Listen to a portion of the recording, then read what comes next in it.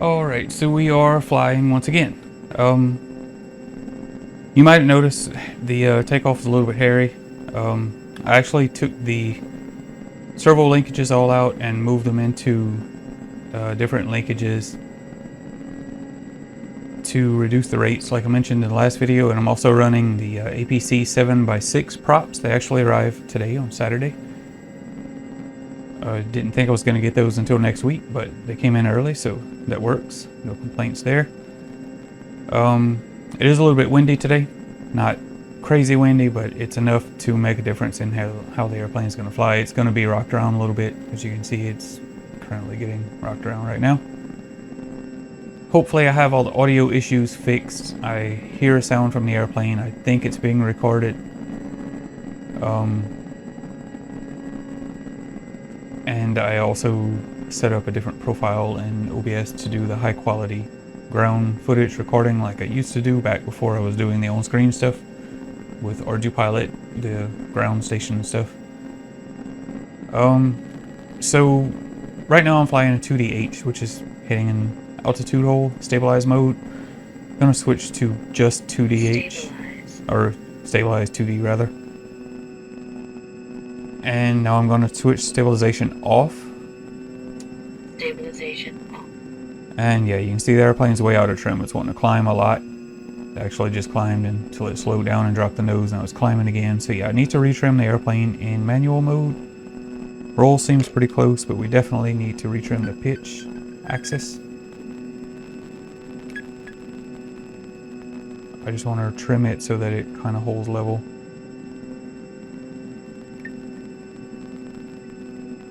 Center. Yeah, just want to drop the nose a little bit now. Or actually, maybe not. And you notice I'm setting my trims. I'm trimming the airplane at my cruising throttle, which is what my target is about 5 amps is what I'm shooting for. So I'm trimming it there.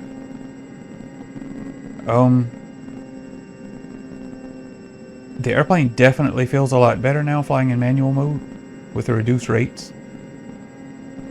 Both the roll and the pitch inputs feel much better. And another change I made, the servos in the wing were both loose under the little plates. When I initially mounted them, the ones in the tail surfaces were a little bit loose, so I put a little bit of glue on the servos and then screwed the plates down over those. But the ones in the wing seemed like they were going to be fine, they were tight. So I left them alone, I didn't add any glue. And I noticed after a couple of flights, they were both kind of wiggling around under those plates. So that's probably why I was having so much trouble trimming it in manual mode. You can see right now, the airplane's basically flying hands off in manual mode with no stabilization. So now what I'm going to do is I'm going to go back to my stabilize mode. And I'm going to go into the menu. And I'm going to go into the stabilizer settings and incorporate those new radio trims. So that's done. I'm not going to play with the gains just yet, although we probably could go back and adjust those now that the rates are a bit tamer. The Vector's probably going to have an easier job of flying the airplane and could probably use some different trims in the radio, but we're going to go ahead and leave them alone for now. What I'm doing right now, I'm flying in 2DH and I'm going to cut the power. And you see on the screen there, altitude off due to low amps. That's going to disable altitude hold. I think I have it set to turn off below 2 amps.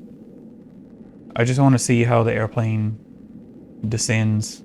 It should just basically kind of hold the airplane level and let it descend and hold a heading, which is doing a fairly good job of right now, especially in the wind. It's getting, it's kind of getting bounced around a little bit, but it's flying pretty good. So now I'm actually going to turn off the heading hold. Just fly a straight stabilize mode, and it's going to ignore the heading. I want to see how far it veers off. I may need to play with the yaw trim a little bit, or maybe not. I may just leave it alone. Probably just going to leave it alone. It is turning a little bit, but that could also be the wind or whatever. So yeah, it seems to be flying much better now. I'm gonna go ahead and power back up. And One thing I do want to check and see, right now I'm cruising at 5 amps. My throttle stick is at about 1/3 or so. So that's probably going to affect my cruise throttle, which was previously set up for about 6 to 6.5 amps if I remember right. So I'm going to trigger my return to home and I'm going to see what the amperage does. Now it's going to immediately start climbing to 350 feet of altitude. So let's go ahead and trigger that. Return to launch. Signal lost. Yeah, you see we're pulling like a lot of amps now, a lot more than it needs to fly. We're cruising at like, well, it was holding about 15 amps through that turn. It settled back to about 9 amps now.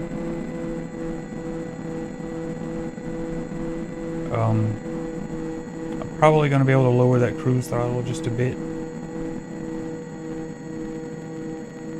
I mean, it's working fine. It's flying fine the way it is. We wouldn't really have to, but we could.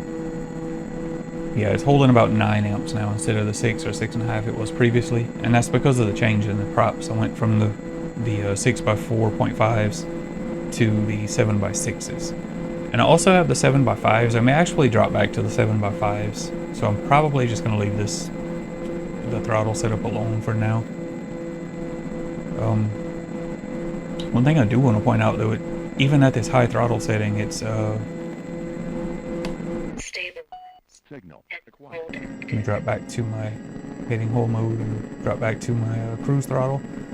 But even at a higher cruise throttle, or higher power setting rather, it's doing a much better job of maintaining altitude without the whole porpoising thing it was doing before.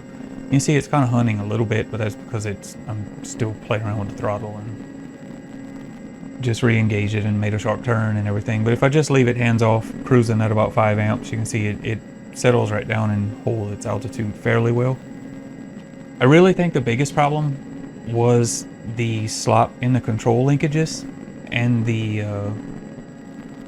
control throws being too high, as well as the servos in the wings were moving around, which that shouldn't have affected the pitch trim, but it definitely was the reason I was having so much trouble. I kept having to retrim it in manual mode. The airplane just all around feels a lot more locked in and stable now, even with the windy conditions like today. And oh, another thing I did, I raised my my pan servo. I pitched it up a little bit. It was pitched down before, and I would notice when I panned, it would kind of swing the camera down as it crossed the nose. Now it feels a lot more natural, just straight left and right, following the horizon. I like this much better. This feels a lot more natural now. And I still have enough room to look down over the nose or off the side or back up over the wing. Or, it got a pretty good range of pan and tilt there. But all around, it's just kind of getting things tweaked and dialed in, and I like the way it's working out so far. So yeah, about the wind, I'm just curious. I'm noticing it's sitting around 30-ish miles an hour. It's kind of varying between, 27 up to around 31, 32 ground speed if I'm flying north. Now if I make a turn back to the south, and I'm not going to touch the throttle, I'm going to leave it at a 5 amp cruise. If I turn back this way, I should have a tailwind pushing me. It's mostly north and south. I think it's kind of a little bit from the east. But yeah, you can see my ground speed shot up. Now we're sitting at about 46, 47 miles per hour with the tailwind pushing us. Let's call it around 45. It's bouncing around 43 to 47. So we got a pretty good wind blowing, and it is not super smooth. It was a little bit gusty. It's probably going to make for an interesting landing because it is coming from the north over the tree line and the levee, which always makes my landings a little bit challenging. It makes the air turbulent right at the runway. And you can see how much the ground speed changes depending on if I'm flying in the wind or with the wind. So yeah, it just changing the props and playing with the control linkages a little bit, gluing those servos down, seems to have solved most of the issues I had. And I'm still running without the belly pan, by the way. I haven't glued it back on yet, and I've just left the CG about 5 millimeters behind the marks that are molded in the bottom of the wing, And it flies so much better there. It glides so much better. So I'm gonna leave that alone. I'm happy with that. So yeah, I guess we'll just get a quick look around. You can see there's a lot of storm clouds in the area. Kind of rainy, stormy that way, and also over here. And up ahead, we're actually on the tail end of a storm system that pushed through earlier today. We got a little bit of rain, but just real light rain. It didn't even stick around. It dried up pretty quick. But it's raining out direction we're looking right now. It's raining a lot.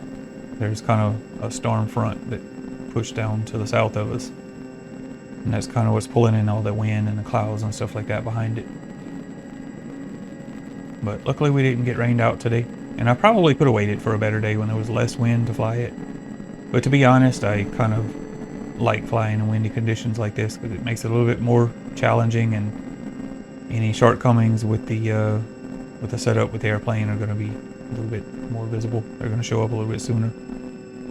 Now, one thing I want to do, I do want to retrim my AHI. I want to let it settle down where it's holding a fairly consistent altitude at the cruise of 5 amps. Actually, it kind of seems pretty good. In fact, I can turn off the heading hold mode.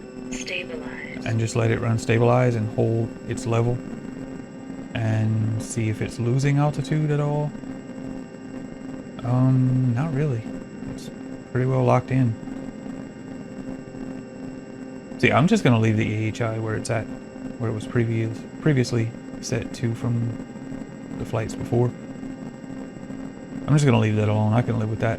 Heading hold active. So we'll just lock it back in and cruise around a little bit before we land. One thing I want to do, I want to head out. You notice across this field, this little kind of windy drainage ditch running right across there that I'm pointing at with the center of the screen. Kind of runs out through the field right down there. That's actually a bayou on the map. It's more or less just a little drainage ditch in the field, but it's called Fish Bayou. And where it re-enters the woods right over here, there's a culvert that goes underneath the road that follows the edge of those woods, between the woods and the field. Every time we've passed there lately, in the past week and a half or so, there's been a rather large alligator. About, if I had to guess, I'd say he's around 8 or 9 feet long. And he's always hanging out right in the edge of those woods in that drainage ditch at the culvert. So I just want to kind of make a little quick loop over this way. I'm actually going to lose some altitude. Let me center my camera and start descending and get ready. I'm going to orbit that little hole of water right over there and see if I can spot him. I doubt he's there this time of day. There's no sun for him to be out sunning in. But I just thought it would be kind of neat just to kind of make a little quick trip down there and see if he's there. I'm actually going to go ahead and push the nose down and drop down to about 200 or so feet and re-engage throttle the altitude hold by raising the throttle, and I'm going to look down right into here, and if he's here we should be able to see him. Let me start my turn. Yeah, you see the water right down there? If he was there we'd see him, but I don't see him right now. Maybe he'll show up in the HD feed, but I didn't see him that time. Go ahead and throttle up a bit. Notice the airplane's porpoising a bit, trying to hold its altitude. I'm going to go ahead and put some more power on just so we don't stall. I've actually never played with the stall in the airplane. Tried to see what its stall characteristics are. I would hate to have a nasty stall out here over the trees and end up losing the airplane. That would not be fun. But yeah, if he's hanging out in there in that little hole of water, I don't see him right now. So I guess we're going to head back this way. And what we could do, another thing I want to do is I want to hold about 6.5 or so amps. I want to pull my climbing switch and I want to see how steep it climbs. Climbing. And this is the switch I use when I launch. I usually launch in 2D without stabilization with the climbing switch activated. So I'm actually going to turn off the heading hold. Stabilize. And this is my launch configuration here. I just want to see what kind of a climb it holds, and it's actually doing fairly good here. So yeah, I think we can leave that alone.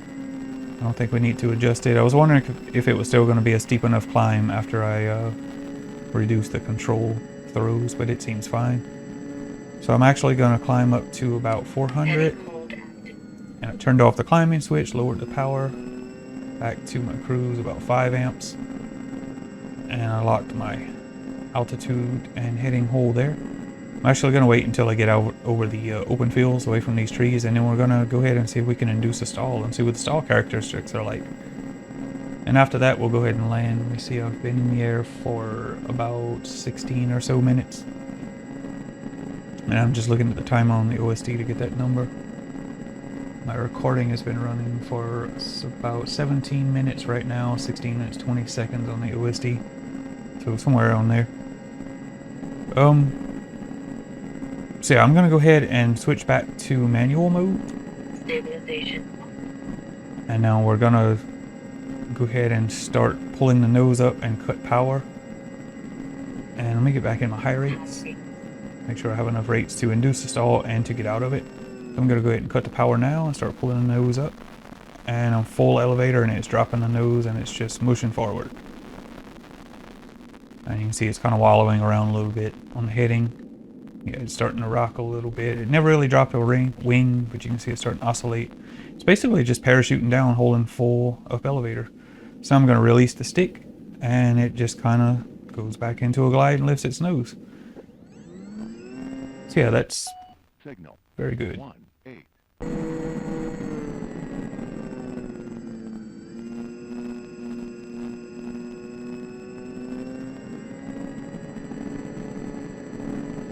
I just got a little warning from the vector. I didn't even hear what it was. It might have been from the low RSSI.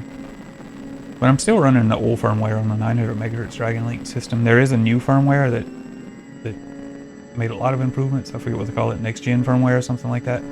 I was reading about it, but I haven't installed it on anything. We'll save that for another project at some later date. So I'm going to go ahead and regain some altitude. And we're above 400 now, so that's enough. I'm going to go ahead and cut the power, and I'm going to try to see if it'll spin.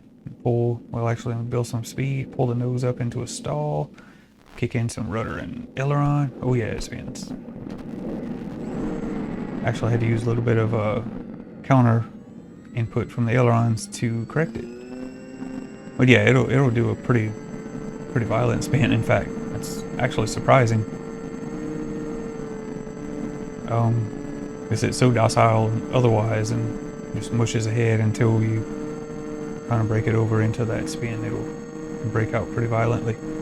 So what I want to do another one. I'm going to go ahead and climb up a little bit high for this one. Obviously there's no air traffic around. We've been in the air long enough. I think it's pretty safe. I'll make the judgment call. I'm going to climb up to maybe around 500 or 600 or so feet. Make sure I have a little bit of buffer.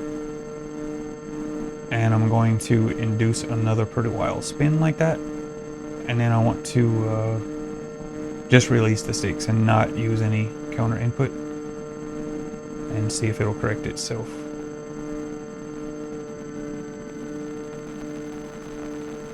Alright, so that's high enough. Let's go ahead and induce another spin. Actually, it didn't want to spin that time, so let's go ahead and kind of do it in the stall. Come on, you can do it. There we go. Now release the sticks.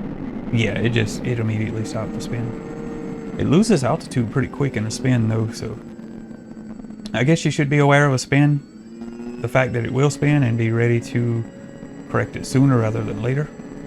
But you see, I'm having to kind of make the airplane do it. It's not just on a normal stall. It's not going to go into a spin unless you crank in a lot of aileron and rudder input to make it break over and drop a wing and start the spin. So, I guess that's pretty much all I can do as far as things I had on the agenda for this flight. Go ahead and go back to low rates. Heading hold active. And go back into my stabilized modes and get ready to set up my landing. I think we'll probably come in and land west to east just because there's a little bit of easterly component to the wind that's blowing right now. And I'm gonna drop back to my standard 2D stabilized mode just to help fight the wind. And I'm actually going to start descending.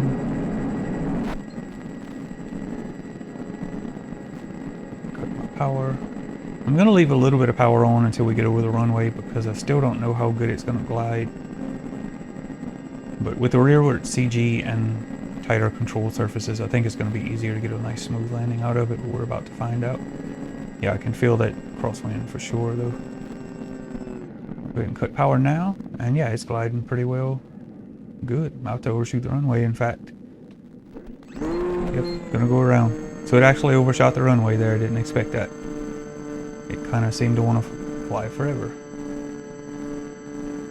I probably could have put it down there, but I didn't want to run off in the little drainage ditch at the end of the runway, so go ahead and decide to go around. So yeah, the CG marks on the wing, in my opinion, they're definitely too far forward. The airplane glides much better with the CG moved back. And properly trimmed, of course. So we'll go ahead and do another approach, and we're going to come in a little bit lower with less altitude and less airspeed and carry less power through. Start pushing the nose down now so that we can bleed some speed off after we get over the runway.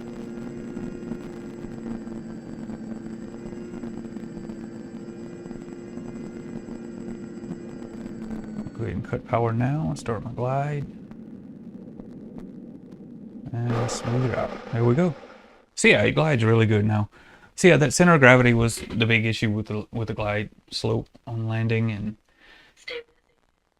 and the props work better. I still think I'm going to drop back to the 7x5s because it has too much power with the 7x6s and pulls more amps than it needs to, and tightening up the control linkages and the servos.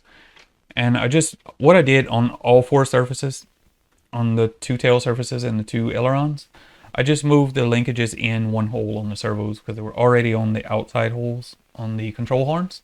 It seems to have corrected everything. So yeah, just another quick installment in the series with this one. Hopefully we'll get a lot more flights in the future. Glad to be making videos and uploading them more regularly now, and hopefully I can continue doing that. Yeah, thank you to everybody that supports the channel and all that good stuff, and thank you for watching the video, and keep an eye out for what's coming in the future. See you then.